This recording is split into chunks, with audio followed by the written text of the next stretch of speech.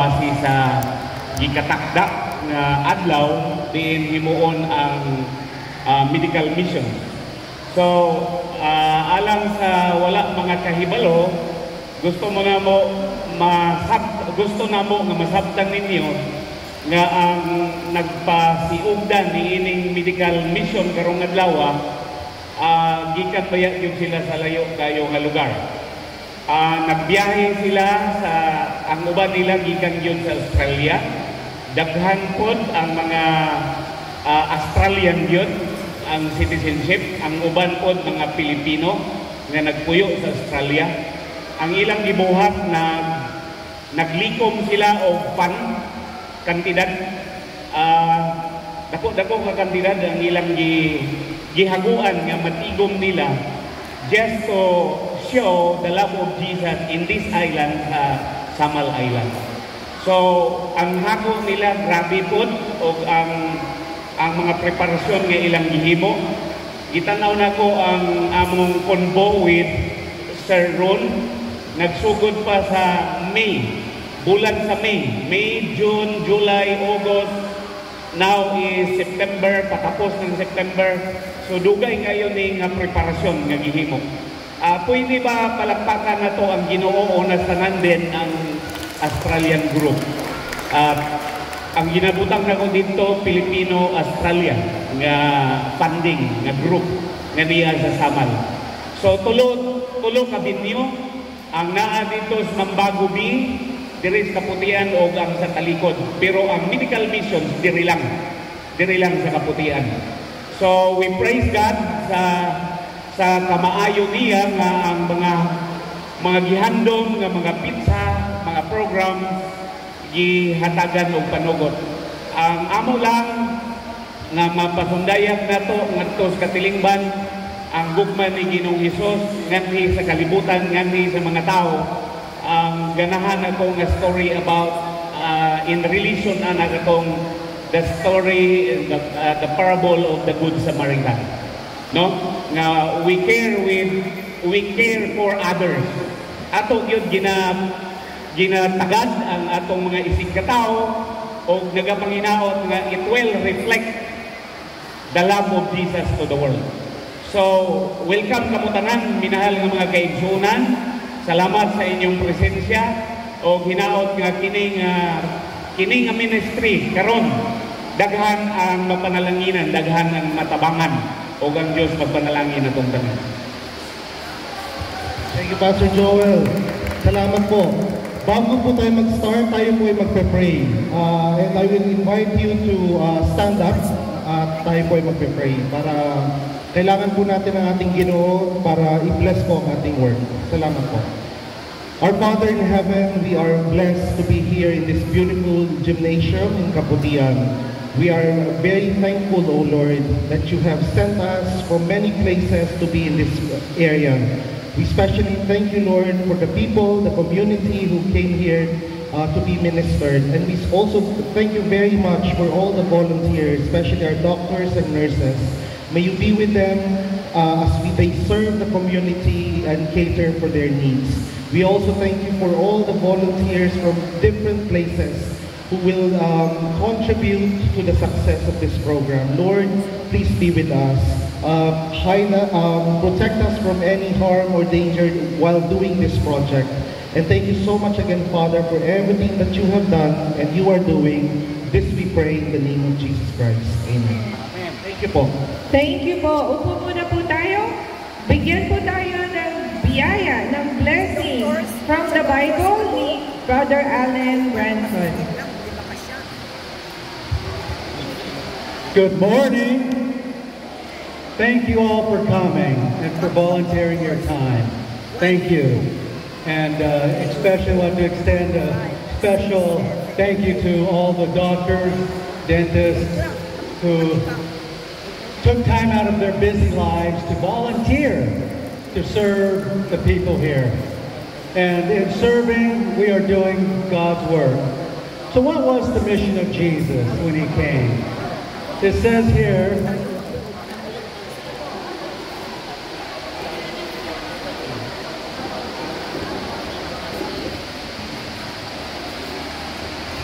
And Jesus went about all Galilee, teaching in their synagogues, preaching the gospel of the kingdom, and healing all manner of sickness and all manner of diseases among the people. That was the work of Jesus. He really cared for the needs of the people. And his heart of love went out to the people who had physical diseases and sicknesses. And Jesus did what he could to heal the people. Now it says here, and they departed and went through the towns, preaching the gospel and healing everywhere they went. So wherever Jesus went, from city to city, he healed the sick. Ang sinasabi po ni Brother Allen, si Jesus daw, ganito rin po yung ginagawa. Nung nandito si Jesus, sa bawat bayan, nagpupunta si Jesus para pagalingin ang may mga karamdaman. Ano man pong uri ng karamdaman ay pinapagaling ni Jesus. Kaya nandito po kami. Para sa pamamagitan ng maliit na bagay na ito ay may gawa rin namin ang ginawa ni Jesus. And so, everywhere he went, he healed the sick. Kahit saan po siya nagpunta, pinapagaling niya may mga karamdaman. And Jesus spent more time healing the sick than he did preaching the gospel. Mas marami daw pong oras na ginugol ng ating Panginoong Jesus sa pagpapagaling kaysa sa pagpipreach, sa pagsasermon. It says here in Luke 9:11, and the people, when they knew it, followed him, they received him, and spake unto them the kingdom of God, and healed everyone that was diseased. Okay. Sa Luke 9 daw po, sinasabi doon na kahit saan magpunta si Jesus, sinusundan siya ng mga tao. Sino po ba sa atin ang gustong papagaling? Ako rin, gusto ko mapagaling. So mga tao ng panahon na yun, sinusundan nila ang Panginoon, sinusundan nila si Jesus para lang sila gumaling. Okay, so that was the kind of man Jesus was. Ganun pong uri ng pagkatao ang Panginoong Jesus. Jesus loved people. Minahal ng Panginoong Jesus ang mga tao nung nandito siya. And his heart of compassion and love went out to those who were sick. At ang kanyang pag-ibig ay nandun na lang sa mga taong may mga karamdaman. And so that is why we are here. Kaya nandito po tayo ngayon. Seventh-day Adventists, we have a special healing ministry. Seventh-day Adventist po, kami po Seventh-day Adventist Church, ay merong special na healing ministry na nais namin i-share sa inyo. We have all over the world, we do medical rallies just like this. Ginagawa po namin ang medical rally na ito sa buong mundo. All over the world, we have health and wellness centers. Buong mundo, meron kaming health and wellness center. Teaching people how to prevent disease. Tinuturuan po namin ang mga tao kung paano natin i-prevent o pigiling magkaroon ng mga pagkakasakit. And how to stay healthy. Paano tayo magpapatuloy na maging malusog. All over the world we have hospitals. Sa buong mundo, meron din po kami mga ospital. So that when people do get sick, we can help them. Para po naman, pag nagkasakit, maaaring pa rin kami makatulong sa kanila. We just want to follow Jesus. Gusto lang po namin sundin ang yapak ni Jesus. And love people like Jesus loved them. At ibigin ang ating po mga kapwa katulad ni Jesus. Thank you. God bless. Maraming salamat po at God bless. Thank you po. At ngayon, thank you Brother Allen. Makakarinig po tayo ng special na awitin mula sa Advent Song Choral. Sila po ay galing Laguna. So sana po ay mangusap sa atin ang kanilang mensahe sa ating pumapuso through music. Advent Song Choral.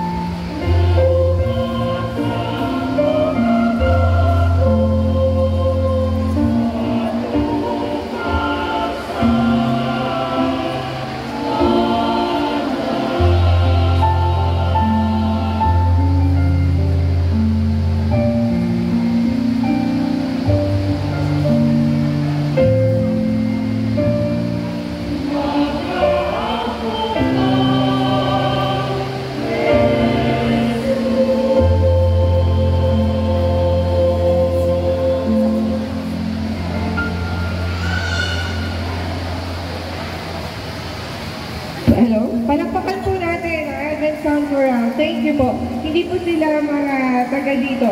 Pinag-aralan lang po nila ang kanta na Bisaya para po maintindihan nyo. So, maraming salamat sa inyo. Sa pagkakataon po ito, atin pong tatawagan ang mga doktor para po makita nyo, makilala nyo kung sino po sila. Okay? Madali po. Okay. So, ina-ask ko si Brother Ronnie, Brother Ronnie, si Sister Rose Hamelchik at si Bailele kung nandito po. Punta kayo dito sa unahan para po ibigay natin ang lay at i-acknowledge ang ating mga doktor. So, si Brother Ronnie, Sister Rose, tatawagin ko po ang ating mga doktor para makilala po yung lahat at kung ano-ano ang kanilang mga gagawin, ang kanilang i-offer. Okay?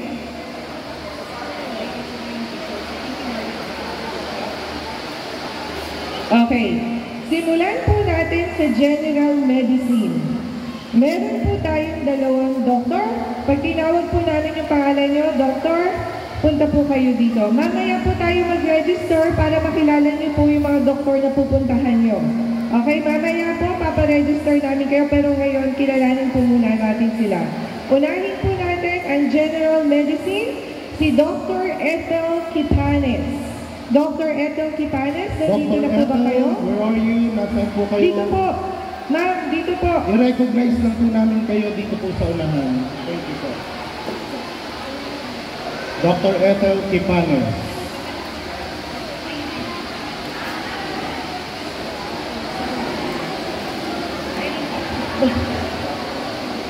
Okay po. Dr. Ethel Quipanes, siya po ang General Medicine. Sige, palakpakan po natin si Ma'am. Libre po niyang binibigay ang kanyang serbisyo at sa po ng mga kasamahan natin dito. Thank you, Dr. Sige. Quipanes. Hindi na pulis. Okay, si Ma'am Flor po, Flo, siya po yung director ng medical services. So, tatawagin niyo doon po yung mga doktor kasi baka may changes eh. Ito po. Okay, good morning everyone. We are here to give you free services from minor surgery to medicine, dental, opto, and I guess naapat sila yung lecture. So from sa atong mga doctors nga mo cater sa inyong mga kinahanglan, gitawagan ako Doc Ethel Quipanes, Doc Jessa, Doc PJ. Please come in front. Doc Jessa, Doc PJ, Punta po Doc na kayo. Aina, Doc Sam. Punta po kayo dito para mabigyan po namin kayo ng ating Then sa atong mga surgeon, si Doc Jalkin and Doc Elde. Please come in front. Yeah, please come forward po para ma-thank you lamang po namin kayo. Sa atong surgery, si Doc Jalkin and Doc Elde. Doc, anita ko din, Doc. Sa atong opto, para sa atong mga mata, magpa-check up sa atong mata, Doc Boko and Doc Metnis. Then for the dental department, Doc Dora, Doc Albert, and your son.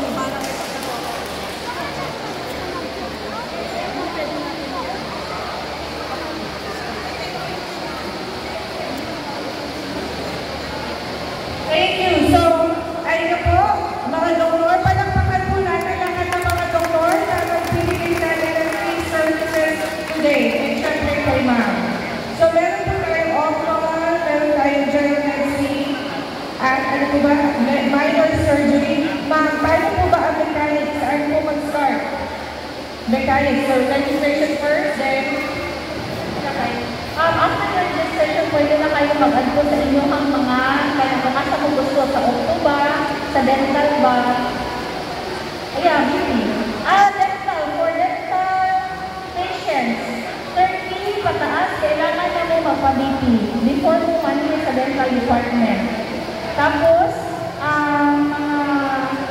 gusto magpapunot, dito mag-CPO, gawa sa kaibigan na ayaw. Dali lang papasunod. After registration, BP 30 pataas, then ano na dahil mo sa mga department na gusto ninyo atuan. Thank you, ma'am. Ngayon, meron tayo mga registration tables. So, may mga nurses tayo. I believe may pharmacies din tayo, no, ma'am? For later. And of course, may counseling, pastoral, table po kami sa mga nais na gustong magkaroon ng kausap at pag-pray sila ng counseling table po kami dyan. So, wait, dyan po. Saan ba ang counseling table? Doon daw po. Doon. Okay. So, ngayon, may tanong pa po ba? Wala na? Kung wala na po, we officially declare that ang medical mission is open.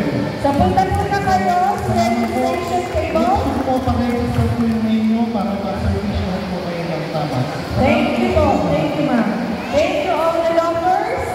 We will be going through each of the table now. Maraming salamat po.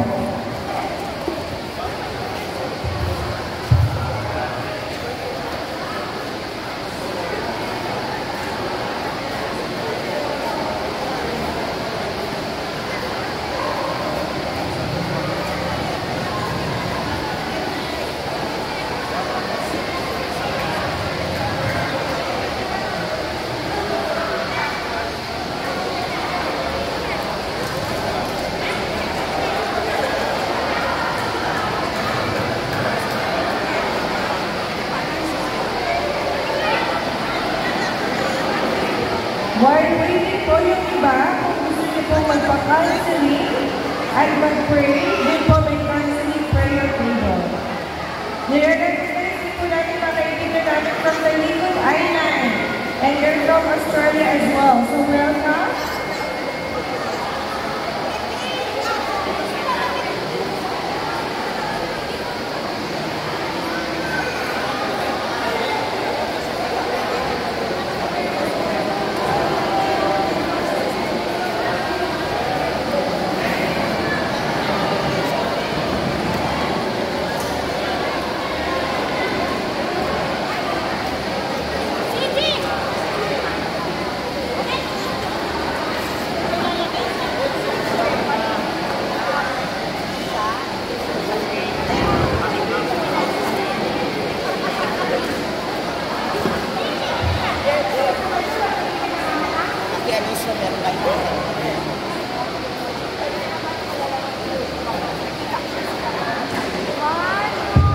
Okay, may counseling.